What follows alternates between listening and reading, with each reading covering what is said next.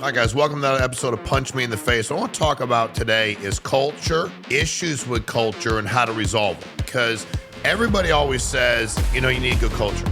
Why the team win? They had good culture. Why is the business going well? They have good culture. Why is the team losing? Bad culture. Why is the business not doing well?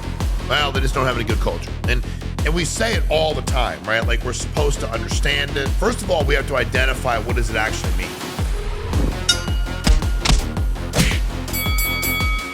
So for me, being part of many businesses, many teams, over the course of all these years, the best way for me to describe it is if you're a player or an employee there, manager, whatever it is, that environment, is it conducive to you growing and getting better individually?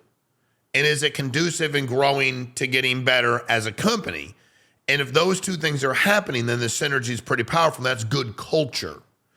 And then when it's the opposite, where the individual feels like I can't grow or scale in this environment, which we call culture, and the company isn't scaling, that one's an easier one, right? Like the numbers are pretty, and you can have some growth and not have great culture. And I think that's why it's not sustainable. So there's been times I've been part of business units and I run them where I'm like, they're like, it's going really well. I'm like, yeah, right now. But the problem is the things we have going on right now that suck, we won't see the results for another 60, 90, 120 days. And that's a problem because at the end of the day, those things are, you see them, you can feel it, right?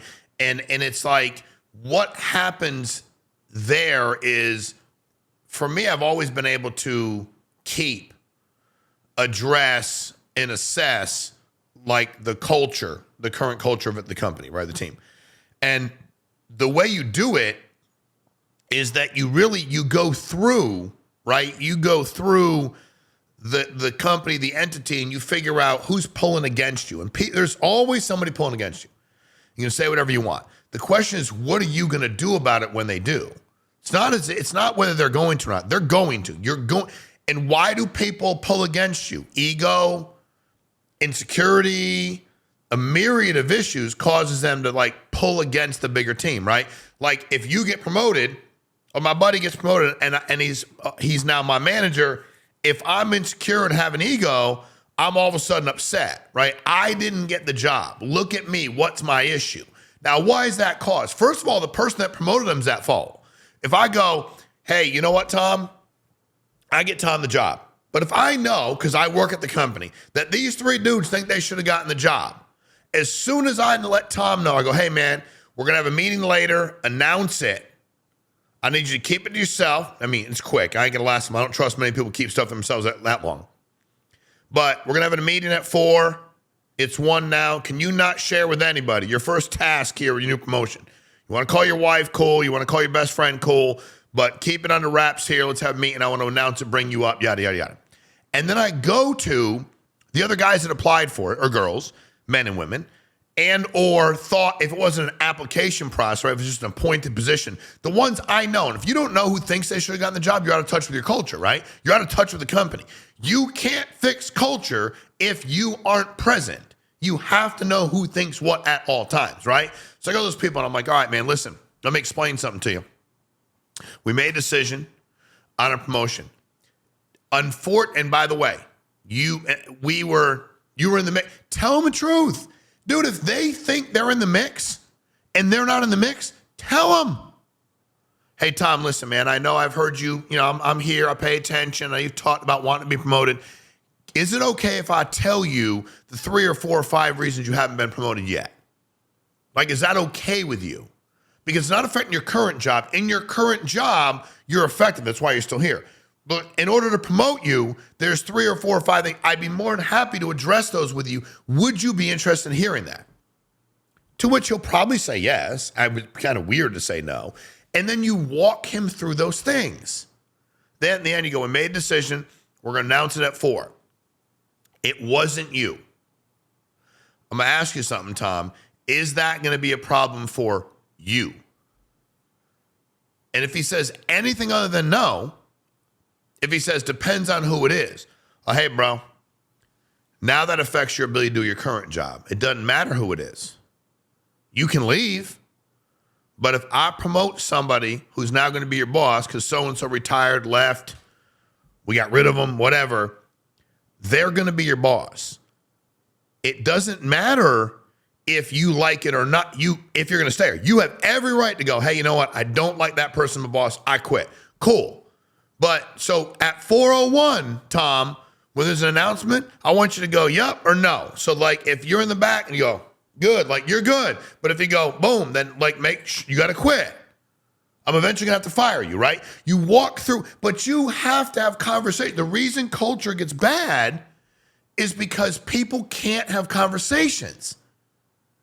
When you're on a team, it's not hard, but we don't do it. We go like, dude, I wish he would do it. It's like he's right there. Tell him. Or coaches that talk to other players about other players. Like, dude, he's right there. Like, why are you talking to this guy about that guy? He's 5 feet away. Have the courage, the backbone, and the damn respect to talk to people. But we don't do it. And then we go like, can't believe it's a problem. We cause a lot of this bad culture. It doesn't happen overnight. Lack of leadership, lack of intentionality, lack of direct one-on-one conversations, lack of addressing shit when it's bad and thinking if I turn my head to it, it'll be better. And it won't. But I'll just turn my head to it, it'll be better. No, I'll be good, right? Like I just turn my head to it, it'll all be over. No, it won't. It'll fester and get much worse. And then the people that are cancerous to the culture, they know you can't control it. So like it's a place with no rules. It becomes any other part of society where it's like, there's no rules. Don't discipline your kids. I have bad kids. No, they have you as a parent. They have bad parents. You chose not to discipline them. They're not bad kids. They're doing exactly what kids should be doing. Watching, looking, and seeing. Employees that don't have any respect for the people that manage them or lead the company, most people are not going to go, you know what? All the leadership sucks. Company sucks. They don't want to do much. But I'm a really good person. I'm going to work my ass off for the company. Dude, I think that's really abnormal. Me, I'd leave. I'd be like, dude, I'm out. It's weird. Like, I don't even know how these guys are in charge, why they're making any money. I'm working here. I'm going to work my ass off until I'm not. But I'm going to find another job and get out. I'm not going to, and I'm going to trust these guys to run a company? Like, my financial future's in their hands? No, I'm good, man. I'll pass on that. So I think it's getting people to understand those concepts too, right? So you have to know. And if you aren't that in touch, ask questions, not of one person, not of one. So if I'm running the company, right, let's just say like there's all this middle management in there. I meet with those people and I go, give me the 5 people in the groups that are easiest to work with right now. And I think, oh, they all seem pretty easy. Bullshit. Stop doing that. And that's what you start doing, challenging them. Stop trying to give me an answer what doesn't offend anybody. It's just us in a management meeting. Who is the easiest to work with? These 5. Cool. Who's the hardest? Well, I really wouldn't say dude, when you have to go give somebody news or in a group, who are you thinking before you start? No matter what I say, these people are going to have a problem. What are their names? They're like Tom, Tim, Tina, Chris, and Mike. Okay, how hard was that? What are you doing about that? Have you had a conversation with them about it? You go in tomorrow. Who do you meet with? Those 5. Bring them in. Hey, Tom, it seems like everything we do around here, dude, put you in a bad space and you just don't like it. Talk to me, man. What am I doing wrong? And don't say a word. You don't need many people to understand this to have really good culture, because you'll actually get people that work with you that want negativity, that won't want to be around you. You'll actually repel them. Like, they won't want to be with you because their negativity can't grow. It's in an environment that doesn't let it grow, and their focus is negativity over productivity. I don't need everybody to like everybody they work with. I don't need them to like me. They got to respect the people they work with, respect me, respect the company, respect that we got to grow and got a job to do. If we can do all that, we do not have to hang out. People go, you know what you do to get good culture? You got to do a lot of stuff outside of work and a lot of team building. Dude, first of all, most everybody has shit to do. They got families that have their own lives. I'm all about team building events. But a team building event every 6 months or a happy hour every 3 ain't going to build you good culture. It's how intentional are you with the people you work with? Do you have a plan to increase the positivity and enhance it in your culture? And subsequently, do you have a plan and are you able to address it when it's cancerous? And you have to know how to do it the right way. You can't treat everybody the same. You go to a meeting with 100 sales associates. 80 of them are killing it, right? The 80-20 rule. And 20 of them suck. And you spend 45 minutes of a 50-minute meeting talking about the ones that suck. Instead of going, hey, man, you know what? This is your third month. You had a great month. Come on up here, bud, if you don't mind. Walk us through the things you've done. Bye-bye. Hey, now, you've been here only 3 months. We've been open for 12 years. And I don't want you to name names, man. Like, we're all on the same team. We're trying to grow. But what bad habits do you see people in here have? Just overall. Now, I'm accomplished a couple things. Number one, the people are nervous. Is he going to say anything? Because he should. And you, as a, call it what you want. General, coach, you need a captain. General, you need, I don't know, lieutenants. Find me a guy or girl that goes, yeah, I honestly, a lot of people don't make up, their schedule's not tight. They spend a lot of time kind of just BSing and complaining. When some of the calls don't go well, they just complain for like 25 minutes. I don't do that. They talk about what they can't do, and I think that's so, like, give me one or two people like that. Oh shit. Now, what'll happen is the people that don't like it, there's not the 20, all 20 aren't like that, but there's 5 or 7 of them that are like, oh, he's just kissing ass. But then I teach while they're up there, hey man, guys, some of you might be going like, why are they talking for 90 days? Because when you're newer, you tend to have less bad habits, just like me. Then you put yourself in with them. There's things I've done that like over the course of time I've forgotten. But guys, we got to get back to basics. So you're always teaching, coaching, and challenging. And that keeps culture fresh. And the negativity can't fester because you're always hitting it. You're pushing it. You're always moving it. And then all of a sudden they're trying to figure out what are they going to do with their negativity. They need a place to dump it, and you don't see it be a dumping ground for it. You don't seem to be a landfill for it. You're not willing to take the negativity.